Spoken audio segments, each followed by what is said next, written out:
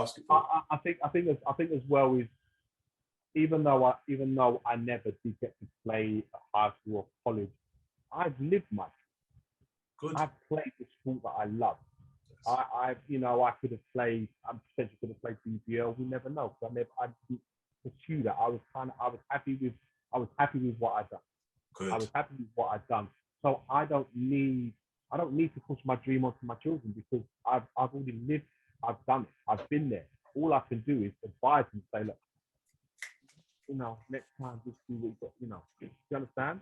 So I'm not like one of them. It'd be different if it might be a different conversation if my child did a sport that I do. Then I'd probably become like, soccer dad. I'd be I told you. But because they're playing the sport that I play, I understand how it works. So I don't need to be, something to be the next Kevin Durant or my daughter's going to be the next Gianna Taurasi or whatever. Let's do it. Nice. So as a parent, when did you notice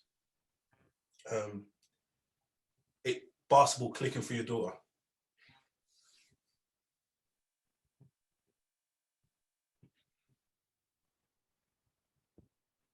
She played under 14 girls as a year 6. Sorry? Under 14 what? She played under 14 girls when she was a year 6. Could you say the age? So she was 11. Oh wow.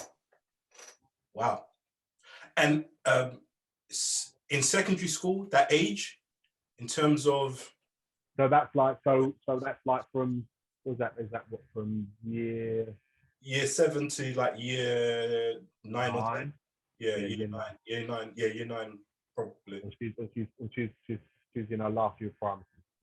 Oh wow. That's when I was like, okay, this is different. Yeah.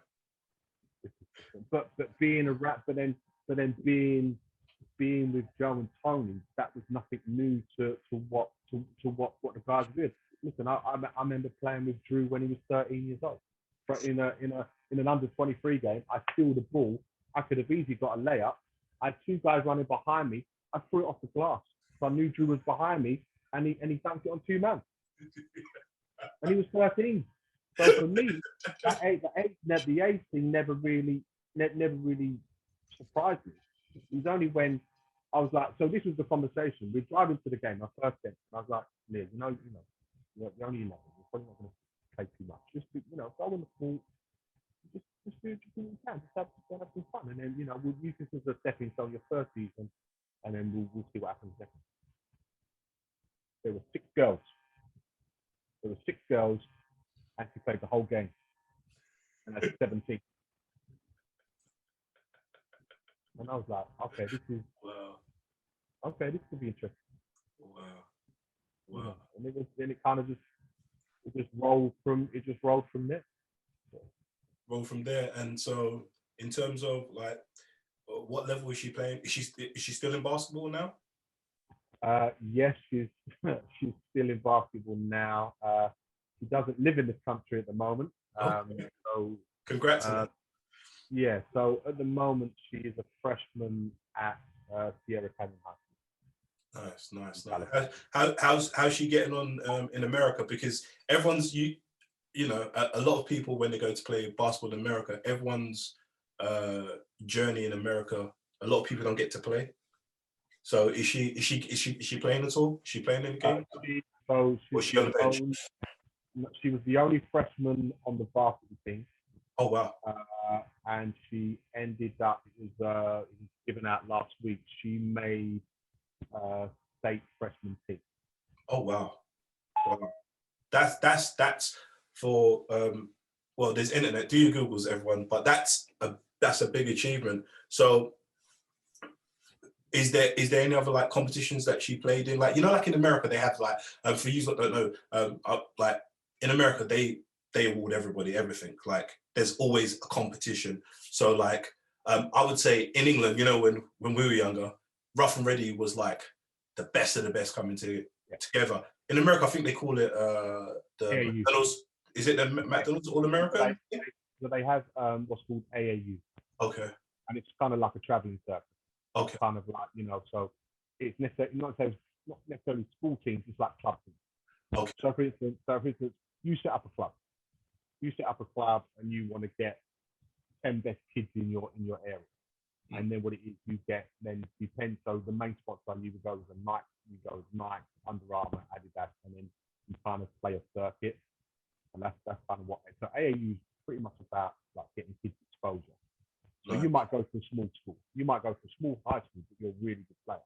Yeah. No one goes to see you because you're at a small school. Yeah.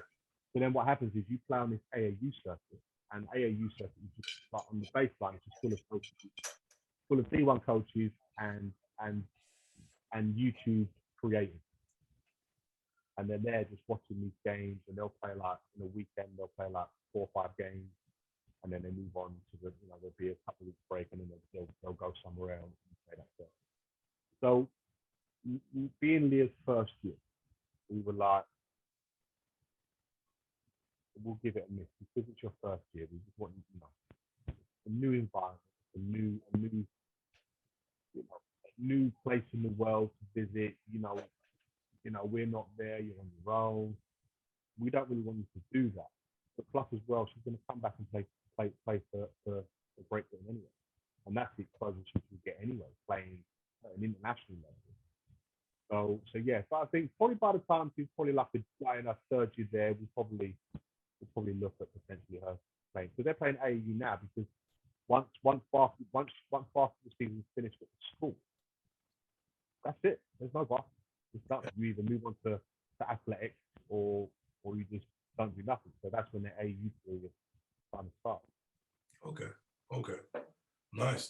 So is she going on to a next level? Like, is she going college or? Well, so like I said, it's her first year there. It's her first year there, and I think she's impressed enough people to take notice of her. In terms of the next level, I think that's always been her aim. Nice. Even when she said, look, I want to go somewhere I can get a free education, and if it means I play basketball, then I will use basketball to get my free education. And she's pretty upfront about that. You know, the girls that she play with, there's probably potentially maybe 3 WNBA players that she plays with, potentially who potentially play WNBA. And they're like, oh, we're gonna go pro, we're gonna do this, we'll do that when we're older. What about you, Leah? I might not go pro. I might get a really good degree that allows me to make, loads of money. Nice. And that's something I think you mentioned earlier on in terms of education first, basketball next. The student always comes before the athlete in student athlete. And I think the fact that you instilled that's great. Well, because of, I think that's hard as well, because we've come from football. When you come from football, education is never spoken about when you play football. Never. There was no need for education. It was like, I'm just going to play. There's one in story. Yeah, I was at Spurs when I was like 7, got released. I could have been a footballer. And I was at Fulham. Let me give you my one. Fulham at 15. I had 1 year. Then cut. Everyone's got a story. Then at no time, but at no time was you ever told you need to get an education. I'm going to the Premier League. What do I need education for? whereas now that you have something like academy system. Yeah. Like, you need, if you want to go and do whatever, you need to read your book, you need to do well in your book. And that it's probably maybe a little bit too late, but that's good that it started. Yeah. That's good. That's really, really good. And I always say this, I don't know if you watched any of my videos, just in case I don't know who's going to watch what. My love for education came through playing basketball and going through the American system of you can't go to level 2 if you haven't passed level 1. So it's like all the stuff I didn't learn in a secondary school.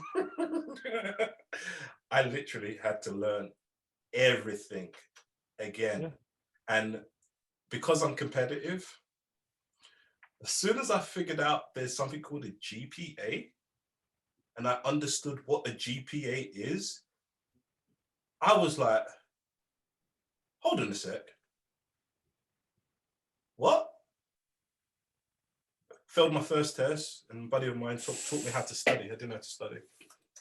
I explained the story at his wedding. Taught me how to study. As soon as he taught me how to study, and even when I was explaining it, everyone in the wedding was like, this guy's a dummy. But a lot of people don't understand.